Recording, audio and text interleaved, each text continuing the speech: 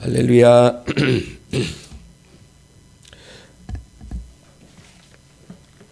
오늘 저는 재물이 아니라 경외함이라는 제목으로 은혜를 나누고자 합니다.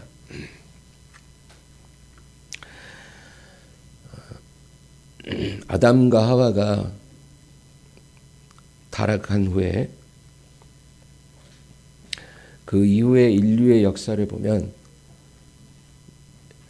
죄악이 관영했습니다. 그런데 믿음으로 산 사람들이 있었어요. 제일 처음에 등장하는 사람이 에녹입니다. 에녹은 하나님과 동행하였더라. 성경에는 많은 말이 기록되어 있지 않아요. 하나님과 동행하였더라. 그런데 하나님이 그를 데려가심으로 그가 세상에 있지 아니하더라. 그 다음에 나오는 사람이 노아입니다. 노아는 하나님이 보실 때 의로운 사람이에요.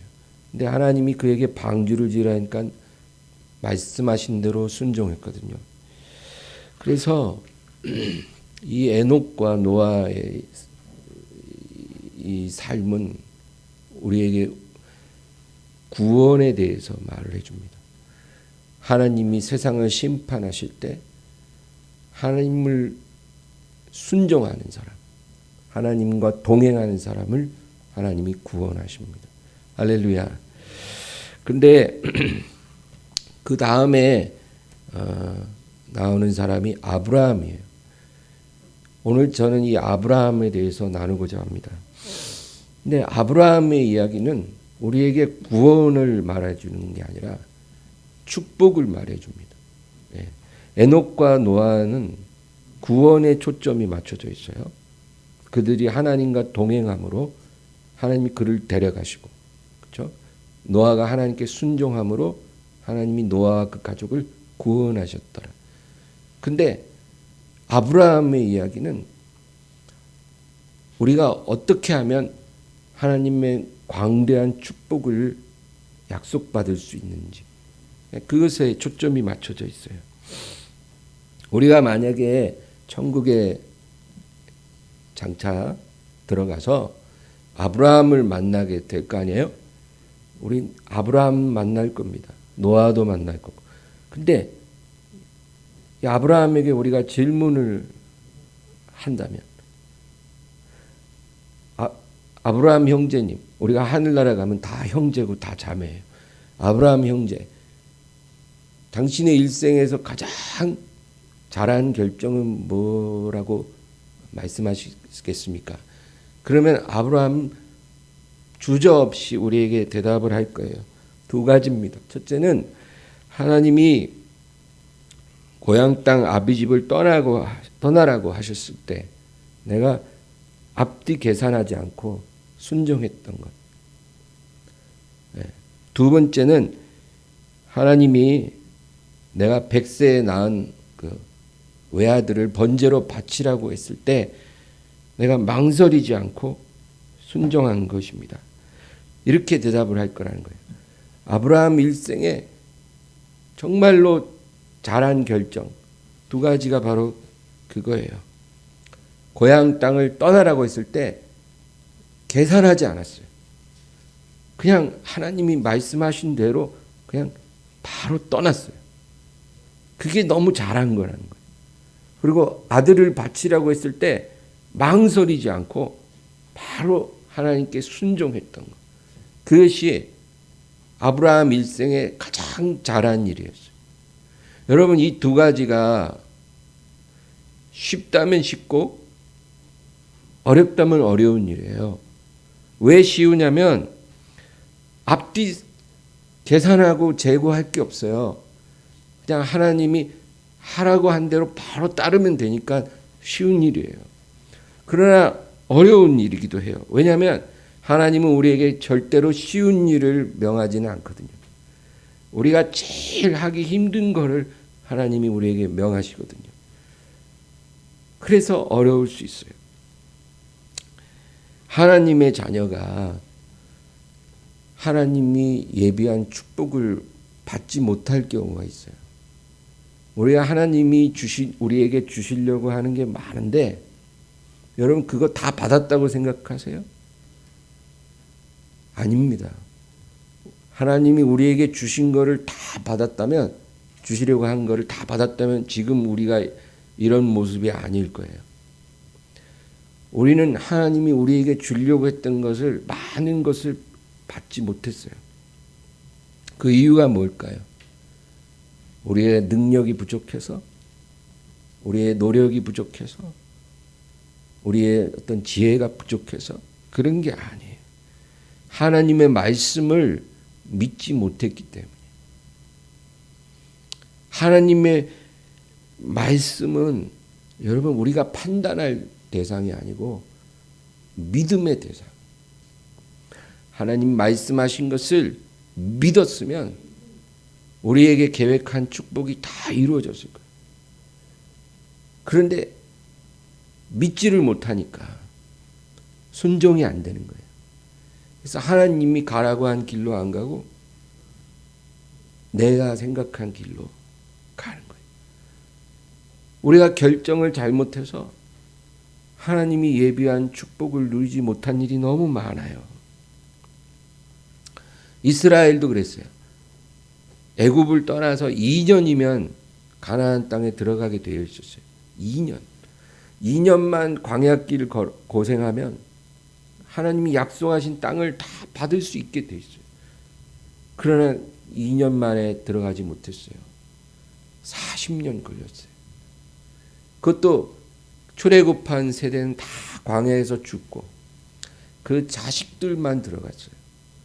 여러분, 성경은 우리가 하나님이 주시려고 하는 것도 못 받을 수 있다라고 말해줍니다. 창세기 22장은 아브라함이 받은 시험을 우리에게 기록하고 있습니다. 아브라함 일생의 가장 큰 시험이 바로 이 창세기 22장에 나와요. 하나님께서 아브라함에게 뭐라고 말씀하시냐면, 이 시험을 아브라함이 통과했을 때 네가 너의 아들, 너의 독자가 뭐예요? 외아들. 영어 성경에 보면 your only son. only라는 말은 단 하나, 그런 뜻이 있어요. 너에게 하나밖에 없는 그 아들을 내게 아끼지 아니하였기 때문에 이제야 내가 너가 나를 경외하는 줄 아노라. 하나님이 그렇게 말씀해 주셨어요. 여러분, 경외라는 단어는 어려운 말이 아니에요. 그냥 두려워한다는 뜻이에요. 두려움. 성경은 우리에게 아무것도 두려워 말라 그러거든요. 네. 성경을 한번 그런 관점으로 읽어보세요. 하나님이 우리에게 두려워하지 말라라는 말을 몇 번 하셨는지 제가 그걸 검색하다가 포기했어요. 너무 많이 나오는 거예요. 아무것도 두려워하지 말라는 거예요.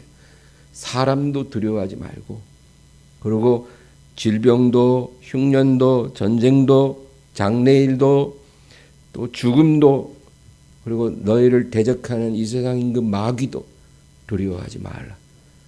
마귀를 대적하라. 그리하면 너희를 피하리라. 아무것도 두려워할 게 없다라는 거예요. 애굽의 군주 바로도 두려워하지 말고 모세에게 그랬어요.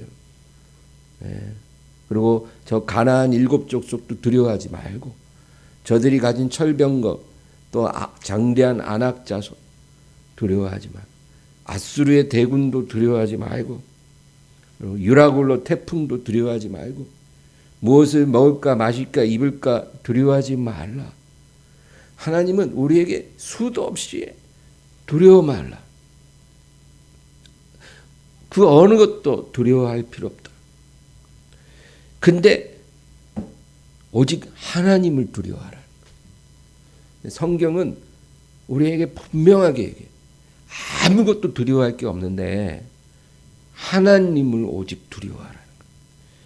예수님께서 누가복음 12장 5절에 이와 같이 말씀하십니다. 우리 다 같이 읽겠습니다. 마땅히 두려워할 자를 내가 너희에게 보이리니. 화면에 안 나와요. 곧 죽인 후에 또한 지옥에 던져넣는 권세 있는 그를 두려워하라. 내가 참으로 너희에게 이르노니 그를 두려워하라. 다시 한번요. 마땅히 두려워할 자를 내가 너희에게 보이니 곧 죽인 후에 또한 지옥에 던져넣는 권세 있는 그를 두려워하라. 내가 참으로 너희에게 이르노니 그를 두려워하라. 내가 참으로 너희에게 말하노니 그를 두려워하라. 누구를? 하나님. 하나님은 어떤 분이시냐면 우리의 생사화복을 주관하셔. 그뿐만 아니라 우리를 죽이기도 하시고 그 다음에 우리 영혼을 영원한 꺼지지 않는 불에 던져 넣는 분이시기도 한 그런 하나님을 두려워하라는 거예요. 사람들은 이 세상에 많은 것을 두려워합니다. 근데 정작 하나님은 두려워하지 않아요. 코로나 걸릴까 봐 얼마나 두려워합니까? 제가 한밤중에 밤 11시 넘어서 운동을 나가거든요. 예. 그때 나가면 요즘은 9시 시간 제한으로 이제 다 문을 닫아갖고 한 11시 넘으면 길에 사람이 없어요. 너무 좋아요. 저는 백신도 좋아하지 않고 패스도 좋아하지 않지만 9시 제한은 좋은 것 같아요. 이건 계속 쭉 갔으면 좋겠어요. 왜냐하면 9시 넘어서 문 여는 곳은 다 술 마시고 노래하고 이런 곳이지 그렇잖아요. 그래서 9시 문 닫는 건 참 좋은 것 같아요. 예. 근데 11시쯤 나가면 사람이 없는데 어쩌다 사람이 한 명씩 이렇게 지나가면 다 마스크 쓰고 있어요. 마스크 안 쓴 사람 저밖에 없어요. 사람은 한 명 안 다니는 길에서 마스크 안 써도 되잖아요. 근데 마스크 쓰는 거예요, 다. 그리고 제가 안 쓰고 지나가면 저를 이렇게 착 때리고 지나가요. 그래서 이 사람들 마음속에 두려움이 참 무섭구나. 전혀 논리적이지도 않고 과학적이지도 않고 예? 합리적이지도 않아요. 그 두려움은. 근데 그 두려움이 있는 거예요. 과속 딱지 뗄까 봐 운전하는 사람 두려워합니다. 국민연금 고갈될까 봐 두려워해요. 아, 지금 내가 열심히 국민연금 내지만 내가 나중에 나이 들었을 때 다 고갈돼서 못 받으면 어떡하지? 또 집값 떨어질까 봐. 많은 두려움을 갖고 사는 거예요. 근데 정작 하나님은 전혀 신경 쓰지 않아요. 일도 하나님을 두려워하지 않아요. 근데 여러분, 아브라함은 반대예요. 우리와 성정이 똑같은 사람이었어요. 그런데 우리와 다른 점이 뭐냐면 우리는 많은 걸 두려워하고 하나님을 두려워하지 않지만 아브라함은 그 어느 것도 두려워하지 않았어요. 그는 소돔이 전쟁 속에서 패망하고 그리고 자기 조카 롯과 모든 사람이 다 포로로 끌려갔을 때 자기 집에 있는 하인들을 데리고 밤에 기습을 해서 자기 조카와 모든 포로를 구원해낸 사람이에요. 그러니까 두려움이 없는 거예요. 그런데 아브라함은 오직 하나님을 두려워했어요. 그게 우리랑 다른 점이에요. 아브라함요, 하나님이 외아들을 번제로 바치라 했을 때 생각을 많이 안 했어요. 여러분, 생각을 우리가 신중하게 하는 게 좋지만 하나님 말씀 앞에서는 생각 너무 많이 하면 안 좋아요. 만약에 아브라함이 내가 이 아들을 잡으면 나중에 내 아내한테 뭐라고 말하지? 이런 거 생각했으면 힘들었을 거예요. 내가 아들을 죽여서 번제로 바치고 돌아오면 사람들이 당신 아들 어찌했습니까? 그렇게 물어볼 텐데 내가 뭐라고 대답하지? 내가 내 아들을 죽이고 나서 하나님께 드리고 나서 내 공허한 삶을 내가 어떻게 감당하지? 그런 많은 생각하지 않았어요. 그냥 하나님의 말씀 앞에 그냥 단순하게 순종했다, 그 얘기예요. 왜 그렇게 할 수 있었을까? 하나님을 두려워하니까. 그 무엇보다도 하나님을 두려워했다 그 얘기예요. 하나님을 두려워했다 그 말은 하나님의 말씀을 두려워했다 그 말이에요. 오늘 본문을 우리 다시 한번 읽어보겠습니다. 22장 1절에서 4절까지입니다. 그 일 후에 하나님이 아브라함을 시험하시려고 그를 부르시되 아브라함아 하시니 그가 이르되 내가 여기 있나이다. 여호와께서 이르시되 내 아들 네 사랑하는 독자 이삭을 데리고 모리아 땅으로 가서 내가 내게 일러준 산 거기서 그를 번제로 드리라. 아브라함이 아침에 일찍 일어나 나귀의 안장을 지우고 두 종과 그의 아들 이삭을 데리고 번제에 쓸 나무를 쪼개어 가지고 떠나 하나님이 자기에게 일러주신 곳으로 가더니 제3일에 아브라함이 눈을 들어 그곳을 멀리 바라본지라. 하나님이 아브라함을 시험하셨다는 거예요. 여러분, 우리 인생 전체가 하나님의 시험이라는 걸 아세요? 우리가 매일 매순간 우리가 생활할 때 우리가 어떤 생각을 하는지, 어떤 말을 하는지, 어떤 행동을 하는지 그 하나님이 다 보고 계세요. 우리는 하나님을 볼 수 없고 하나님의 음성을 듣기 어렵지만 하나님은 우리를 다 보고 있고 우리의 말하는 것 다 듣고 계셔요. 우리의 삶이 하나님의 시험이에요. 여러분, 우리가 이거 깨달을 때 하나님을 경외하는 사람이 될 수 있어요. 나의 매일이 하나님의 시험이다.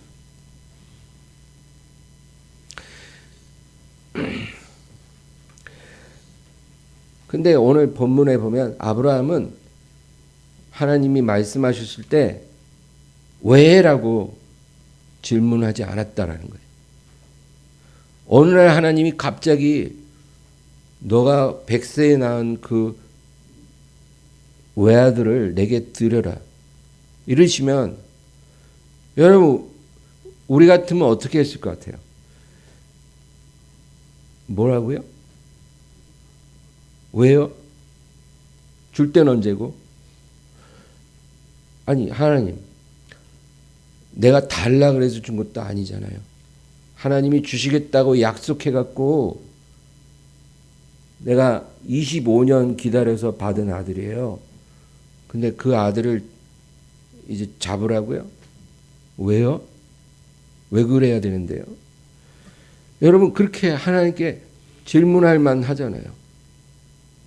그리고 하나님, 근데요, 제가 이 아들 들으면요, 저는 이제 소망이 없어요. 제가 지금 살아가는 이유가 이 아들인데 이 아들을 하나님께 죽여서 드리면 저는 아마 못 살지도 몰라요. 하나님 다시 한번 재고해 주세요. 우리가 이렇게 말을 할 수도 있잖아요. 근데 아브라함은 질문하지 않았다는 거예요. 그 말도 안 되는 말씀 앞에서 질문하지 않았어요. 그리고 바로 그 말씀 들은 다음 날 아침 일찍 일어나 길을 떠났어요. 여러분, 우리가 하나님을 경외하는 마음이 올라가면 질문이 줄어들어요. 경외할수록 질문할 일이 없어져요. 욥기를 보면 우리 욥기 40장 1절에서 4절까지 한번 읽겠습니다. 여호와께서 또 욥에게 일러 말씀하시되 트집 잡는 자가 전능자와 다투겠느냐? 하나님을 탓하는 자는 대답할지니라. 욥이 여호와께 대답하여 이르되 보소서 나는 비쳐나오니 무엇이라 주께 대답하리까? 손으로 내 입을 가릴 뿐이로소이다. 그리고 욥기 42장 1절에서 3절입니다. 욥이 여호와께 대답하여 이르되 주께서는 못하실 일이 없사오며 무슨 계획이든지 못 이루실 것이 없는 줄 아오니 무지한 말로 이치를 가리는 자가 누구니까? 나는 깨닫지도 못한 일을 말하였고 스스로 알 수도 없고 헤아리기도 어려운 일을 말하였나이다. 이 욥도요, 처음에는 질문할 게 많았어요. 어느 날 갑자기 7명의 아들 3명의 딸이 하루 그날에 죽었어요. 한 명만 죽어도 미치고 환장하잖아요. 그렇죠? 자식 한 명만 죽어도 그 부모는요, 제정신 아니랍니다. 근데 10명의 자녀가 하루에 다 죽었어요. 그리고 바로 뒤이어 그 많던 재산이 다 사라졌어요. 그리고 온몸에 병이 생겨갖고 깨진 기왓장으로 몸을 긁어도 가려움이 떠나지 않는, 막 피고름이 막 범벅이 돼도 그 가려움 때문에 견딜 수 없고, 밤에는 통증 때문에 견딜 수 없고, 사는 게 죽는 것보다 100배 더 괴로운, 몸도 힘들고 마음도 힘들고, 그런 상황에서 욥이 하나님 앞에 얼마나 할 말이 많은지 몰라요. 그래서 욥기를 보면 차라리 내가 죽을 때 죽을전정 내가 왜 이런 고통을 당해야 하는지 하나님께 물어보고 싶어요. 내가 지금 죽어서 하나님 앞에 가면 내가 하나님 보는 순간 내가 하나님께 질문 드리고 싶어요. 내가 무슨 잘못을 저질렀기에 내 삶에 이런 재앙이 왔는지, 내가 하나님 앞에 죄를 지었다면 그 죄가 무엇이기에 이런 심판을 내 삶에 주셨는지 내가 하나님께 꼭 묻고 싶어요. 처음엔 욥도 그랬어요.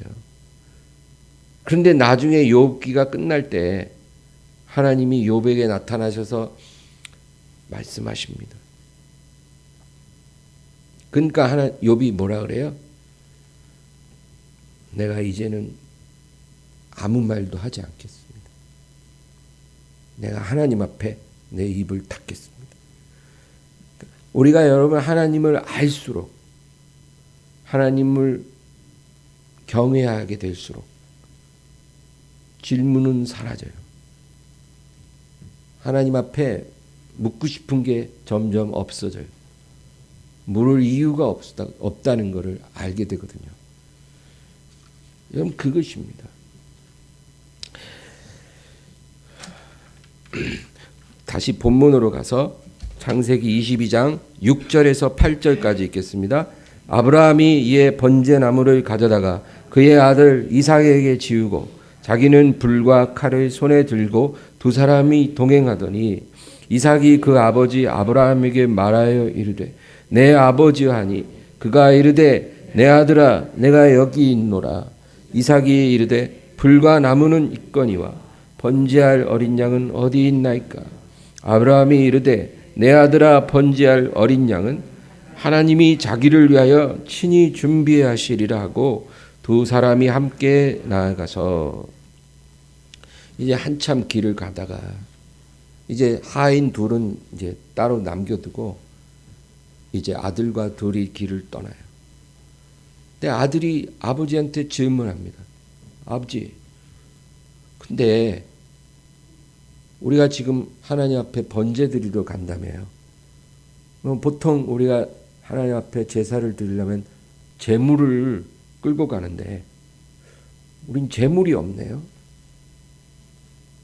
그렇게 질문하는 거예요. 그건 너무나 당연한 질문이에요. 제사 드릴 때 제물이 없어서는 안 되거든. 그래서 항상 소를 끌고 가든 양을 끌고 가든 제물을 끌고 가는데 제물이 없어요. 그러니까 아브라함이 당황해서 뭐라고 대답하냐면 아들아, 제물은 우리가 그곳에 가면 하나님이 다 예비해 놓으셨을 거야. 이렇게 둘러댄 거죠. 근데 이 말이 굉장히 예언적인 말이에요.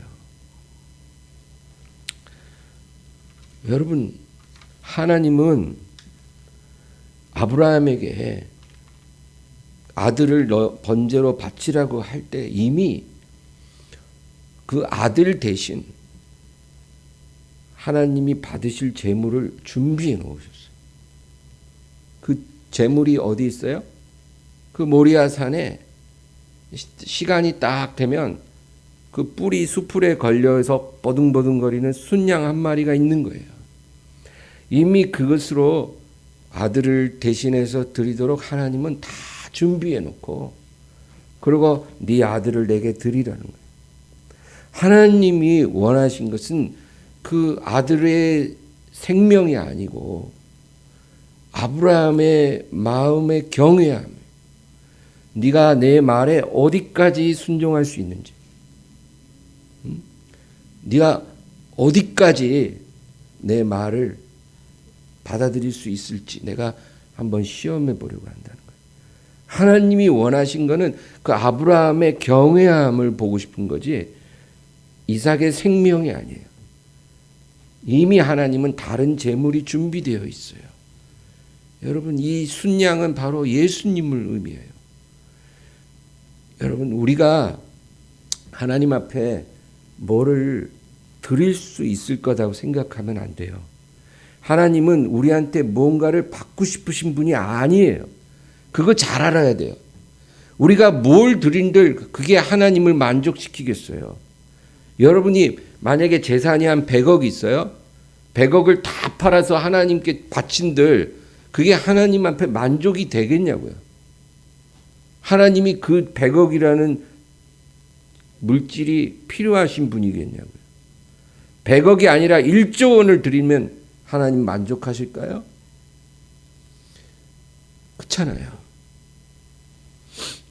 하나님은요, 우리가 무엇을 드려도 그것으로 만족하실 수 없어요. 그래서 하나님이 친히 제물이 되셔서 십자가에서 자신을 내놓으신 거예요. 하나님 아버지를 만족시킬 수 있는 제물은 아들의 흠없는 피지 우리가 이것저것 드릴 수 있는 것들이 아니에요. 그래서 하나님은 이미 그 우리가 드릴 수 없는 가장 최상의 제물을 갈보리 십자가에서 받으셨어요. 할렐루야. 우리는 그걸 믿기만 하면 돼요. 다른 게 필요 없어요. 우리가 앞으로 이 세상 살면서 뭘 특별하게 하나님이 뭘 원하실 걸 드리려고 그런 고민할 게 없어요. 하나님은 그런 쓸데없는 생각하지 말고 믿기나 잘해라. 그렇게 말씀하셔요. 내가 이미 제사를 다 이루었으니까, 완벽한 속죄를 내가 이루었으니까 내 아들의 피가 헛되지 않도록 믿어라. 그리고 그 피를 감사하고 송축해라. 내가 원하는 건 그거야. 그리고 나는 너를 시험해 보고 싶어. 네가 얼만큼 내 말에 경외감을 갖고 있는지. 여러분, 아브라함에게 하나님이 원하신 이것이 지금 저와 여러분의 삶에 똑같이 적용돼요. 내가 뭘 드릴까? 이게 중요한 게 아니에요. 우리는 예수님을 믿고 그분을 감사 찬양하면 돼요. 다만 하나님 아브라함을 시험하신 것처럼 우리도 시험하시는 거예요. 네가 내 말 앞에 얼마만큼 순종할 수 있는지, 얼마만큼 너를 내려놓을 수 있는지 하나님이 보고 싶어 하신다. 그 얘기입니다.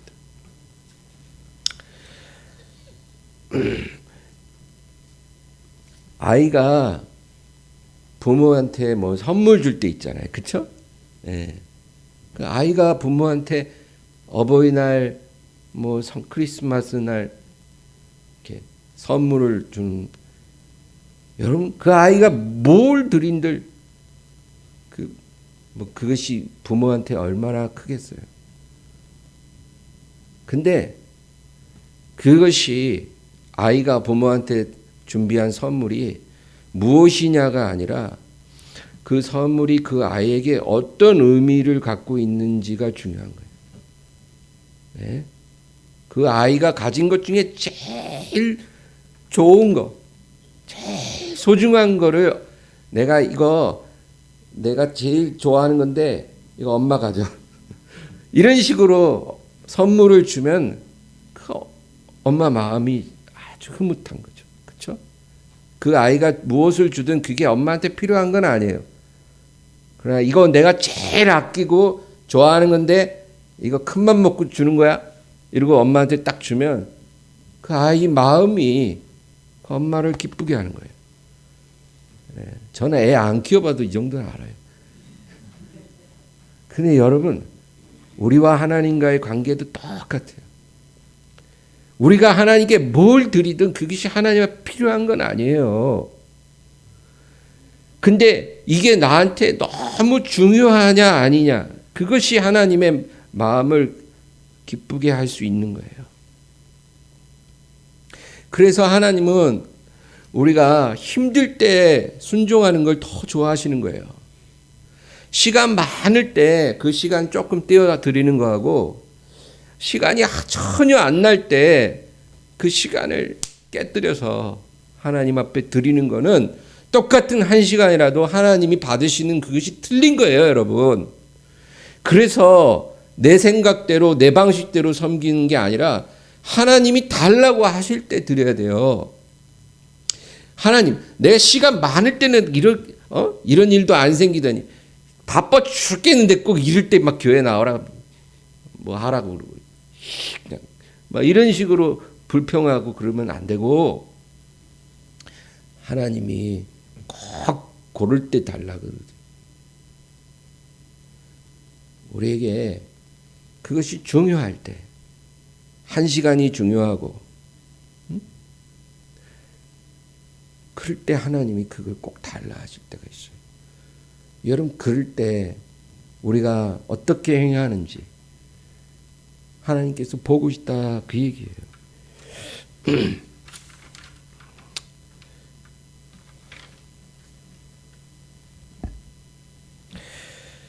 9절 10절을 다 같이 읽겠습니다. 9절 10절. 하나님이 그에게 일러주신 곳에 이른지라 이에 아브라함이 그곳에 제단을 쌓고 나무를 벌려놓고 그의 아들 이삭을 결박하여 제단 나무 위에 놓고 손을 내밀어 칼을 잡고 그 아들을 잡으려 하니.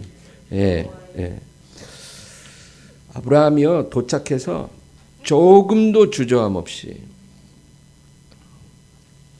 칼을 들어 그 아들을 잡으려 하는 거예요. 여러분, 하나님 말씀을 우리가 순종할 때 우리의 어떤 생각, 우리의 입장, 우리의 감정, 이런 건 그렇게 중요하지 않아요. 하나님, 제 입장을 한번 생각해 보세요. 이런 식으로 우리가 하나님 앞에 말할 게 없다는 거예요. 하나님께서 말씀하시면 우리는 그 말씀을 그냥 순종해야 돼요. 에덴에서 그 하와에게 뱀이 다가와서 뭐라 그래요? 야, 하나님이 왜 저 동산 중앙의 과실을 먹지 말라고 했는 것 같으니?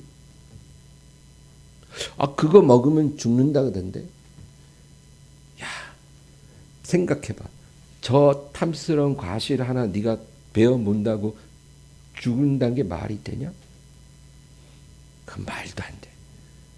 그 죽는 게 아니고, 저거 먹고 니네들이 눈이 밝아져서 하나님처럼 지혜로워질까 봐 하나님이 예방하고 방지하려고 먹지 말라는 거예요. 여러분, 이 뱀이 하와를 꼬실 때요, 그거예요. 하나님의 말씀에 대한 그 경외감을 무너뜨리는 거예요. 하나님이 먹지 말라 하면 그냥 안 먹으면 돼요. 그렇잖아요. 왜 하나님이 꼭 먹지 않아야 될 이유를 우리에게 다 설명해 주셔야 해요? 우리가 설득될 때까지 우리를 하나님이 설득해야만 해요? 그런 건 아니에요. 우리가 하나님과의 관계는 그런 관계가 아니에요. 그냥 하나님이 무엇을 해라 그러면 그냥 하는 거고, 하지 말라, 먹지 말라 그러면 하지 말아야 되고 안 먹어야 되는 거예요. 근데 뱀은 꼭 와서 하나님의 말씀을 한번 의심해 보라는 거예요. 깊이 생각하고 한번 판단해 보라는 거예요. 그러면 그 말에 우리가 귀 기울일 때부터 이미 말씀에 대한 경외감, 절대적으로 하나님의 말씀이 말씀을 순종해야 된다라는, 하나님이 뭐라고 내가 지시하시면 주저함 없이 망설임 없이 순종해야 되는데 그 경외감이 허물어지기 시작해요. 그래서 결국은 하와가 그 과일을 따먹고 남편에게도 주었더라는 거죠. 우리 시편 119편 31절에서 38절을 한번 31절에서 38절 다 같이 읽습니다. 내가 주의 증거들에 매달려 싸우니 여호와여 내가 수치를 당하지 말게 하소서. 주께서 내 마음을 넓히시면 내가 주의 계명들의 길로 달려가리이다. 여호와여 주의 율례들의 도를 내게 가르치소서. 내가 끝까지 지키리이다. 나로 하여금 깨닫게 하여 주소서. 내가 주의 법을 준행하며 전심으로 지키리이다. 나로 하여금 주의 계명들의 길로 행하게 하소서. 내가 이를 즐거워함이니이다. 내 마음을 주의 증거들에게 향하게 하시고 탐욕으로 향하지 말게 하소서. 내 눈을 돌이켜 허탄한 것을 보지 말게 하시고 주의 길에서 나를 살아나게 하소서. 주를 경외하게 하는 주의 말씀을 주의 종에게 세우소서. 여기 보면 32절에 주께서 내 마음을 넓히시면 내가 주의 계명들의 길로 달려가리이다. 내 마음을 넓히신다는 말은 주님이 내 마음을 만져주신다 그 말이에요. 내 마음을 만져주시면 내가 주의 말씀을 향해 달려가겠나이다. 여러분, 우리는 주님의 말씀을 향해 달려가야 돼요. 38절에 주를 경외하게 하는 주의 말씀을 주의 종에게 세우소서. 여러분, 우리의 삶은 하나님의 말씀 위에 서야 돼요. 우리가 어떤 판단을 하든 결정을 하든 하나님의 말씀이 그 기준이 돼야 돼요. 그것이 하나님을 섬기는 사람의 삶이에요. 어떤 교회를 다녔느냐, 얼마나 오래 다녔느냐, 직분이 무엇이냐, 이런 것은 중요하지 않아요. 내가 하나님의 말씀 위에 서서 그 말씀을 향해 달려가고 있는지, 하나님의 말씀에 대한 경외감으로 내가 순종하고 있는지, 그것이 나를 말해주는 거예요. 하나님은 그걸 시험하고 계신 거예요. 우리는 이제까지 그 시험 점수가 별로 안 좋아요. 그래 여러분 앞으로는 시험을 잘 치르시기 바랍니다. 올 한 해에는 그렇게 살기를 바라요. 뭐 돈을 좀 더 벌어들래요. 이런 꿈을 갖는 올 한 해가 아니고 이 세상에서 뭔가를 내가 얻으리라 이런 것보다는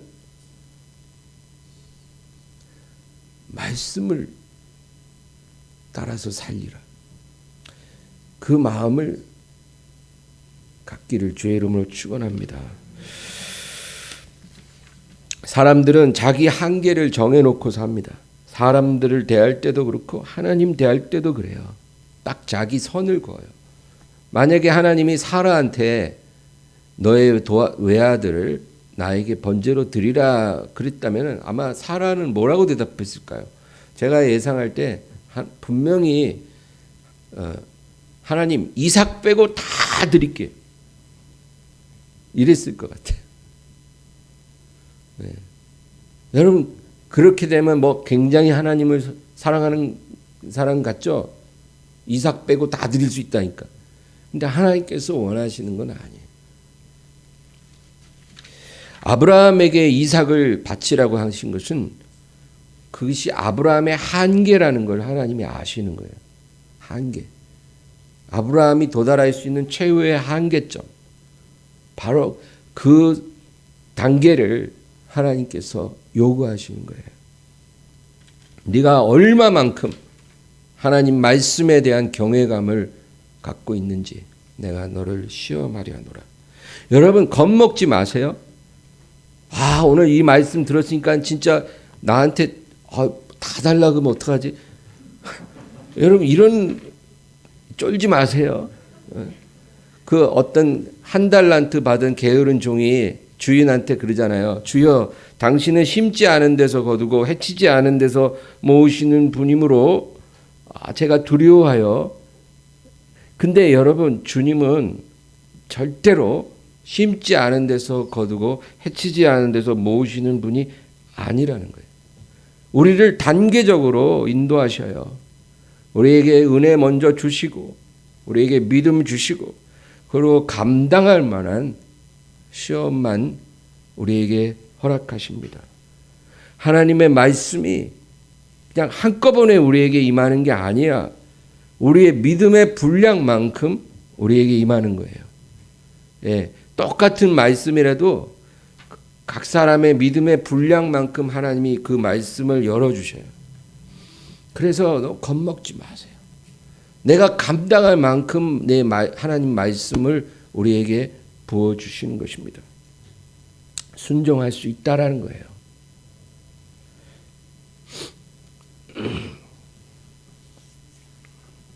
그러므로 여러분 오늘 말씀 기억하면서 하나님께서 우리에게 무엇을 원하시는 게 아니라 하나님에 대한 경외함,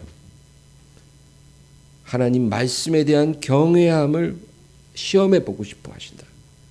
그래서 올해는 하나님 말씀을 경외하고 그대로 제가 순종할 수 있게 하옵소서.